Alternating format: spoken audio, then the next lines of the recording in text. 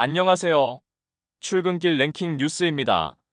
오늘은 로또 1등 당첨자의 황당한 법정 싸움, 광주에서 발생한 경찰 흉기 피습 사건, 우크라이나가 트럼프와의 광물 협정에서 백기를 든 이유, 그리고 다이소에서 출시된 초저가 비타민 논란과 초등학생들 사이에서 급증하는 색조 화장과 해외 직구, 화장품의 중금속 검출 문제까지 전해드립니다. 첫 번째 뉴스, 로또 1등 당첨 소식 알렸다가 성폭행 혐의로 고소당한 남성. 한 남성이 로또 1등에 당첨된 후 전처로부터 성폭행 혐의로 고소당하는 황당한 사건이 벌어졌습니다.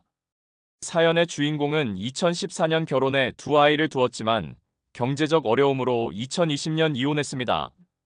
이혼 후에도 전처와 한동안 같은 아파트에 거주했으며 전처가 아이들 돌봄을 방치한 채 떠나버리면서 홀로 양육을 맡아야 했습니다.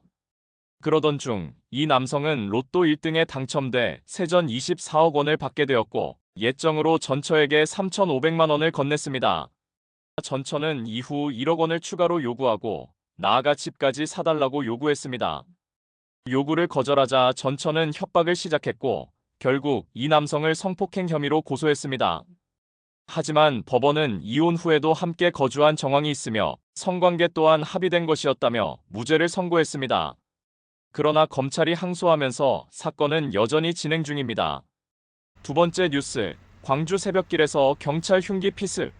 긴박했던 순간, 광주에서 여성 2명의 신고를 받고 출동한 경찰관이 50대 남성에게 흉기로 피습당하는 사건이 발생했습니다. 26일 새벽 3시경, 경찰은 한 오피스텔 앞에서 50대 남성이 종이 가방을 들고 따라와 불안하다는 신고를 받고 출동했습니다. 그러나 경찰이 이 남성을 제지하려 하자 그는 갑자기 흉기를 꺼내 경찰관을 공격했습니다. 현장에서 경찰은 테이저건을 발사했지만 빗나갔고 가해자는 경찰관의 얼굴을 찌르는 등 지속적으로 공격했습니다. 이에 경찰관은 공포탄을 발사했으나 가해자는 멈추지 않았고 결국 실탄 3발을 발사해 제압했습니다. 가해자는 병원으로 이송됐지만 사망했으며 흉기에 찔린 경찰관은 중상을 입고 긴급 수술을 받았습니다. 경찰은 가해자의 범행 동기와 음주 여부, 추가 범죄 계획이 있었는지 조사 중입니다. 세 번째 뉴스, 젤렌스키, 트럼프와의 광물 협정에 결국 백기.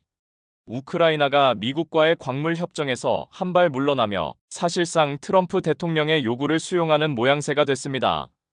트럼프 행정부는 우크라이나에 대한 전쟁 지원을 대가로 막대한 광물 자원 협정을 요구해왔으며 이 과정에서 우크라이나는 강력히 반발해왔습니다. 하지만 결국 협정 체결에 합의했고 오는 28일 서명이 진행될 예정입니다.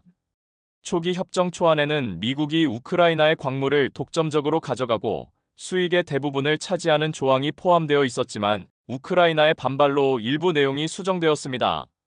그러나 우크라이나가 줄곧 요구해온 명확한 안보 보장 조항은 포함되지 않아 사실상 경제적 손해를 감수하고도 미국과 협력을 이어가려는 전략적 선택을 했다는 분석이 나오고 있습니다. 네 번째 뉴스, 다이소에서 3,000원짜리 비타민 출시, 약국보다 10배 저렴한 가격 논란. 생활용품점 다이소에서 3,000원짜리 초저가 비타민을 출시하며 소비자들의 큰 관심을 받고 있습니다. 다이소는 대웅제약, 종근당 건강, 일양약품 등과 협력해 다양한 건강기능식품을 전국 200여 개 매장에서 판매하기 시작했습니다. 가장 저렴한 제품은 3,000원으로 기존 약국에서 판매되는 건기식보다 6배에서 10배 저렴합니다. 소비자들은 이제 약국에서 건기식을 살 필요가 없다며 환영하는 분위기지만 전문가들은 무분별한 오남용 위험을 지적했습니다. 특히 비타민 A, D, E 등 지용성 비타민은 과다 복용 시 독성이 생길 수 있으며 생활습관 개선 없이 영양제에만 의존하는 것은 바람직하지 않다고 경고했습니다. 또한 가격 차이에 대한 의문이 제기되며 제약업계에서도 입장을 정리 중입니다. 마지막 뉴스, 초등학생 10명 중 1명은 색조 화장, 해외 직구 화장품 중금속 초과 검출. 우리나라 초등학생 10명 중 1명이 색조 화장품을 사용하고 있다는 조사 결과가 나왔습니다. 식약처에 따르면 초등학생 9,274명을 대상으로 조사한 결과 11%가 색조 화장품을 사용한다고 답했으며 화장 시작 연령은 초등학교 5, 6학년이 가장 많았습니다. 문제는 해외 직구를 통해 유입되는 저가 화장품에서 중금속이 검출되고 있다는 점입니다. 지난해 식약처는 알리익스프레스, 테무 등 해외 온라인몰에서 판매되는 색조 화장품을 조사한 결과 일부 제품에서 납, 니켈 등의 중금속이 국내 기준치를 초과했다며 주의를 당부했습니다.